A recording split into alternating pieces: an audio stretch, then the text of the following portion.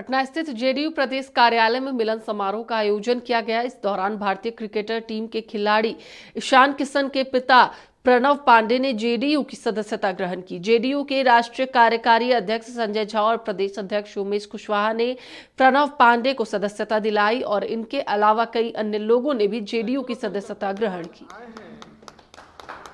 इनके साथ आए हैं उनको हम लोग मान लेते हैं कि हम बहुत शुक्रगुजार हैं पूरे जेडीयू परिवार का कि जिन्होंने हमें मौका दिया फिर से घर वापसी का, और हम पूरी कोशिश करेंगे कि हम पार्टी के और माननीय मुख्यमंत्री जी के हाथों को मजबूत करें। मुख्यमंत्री जी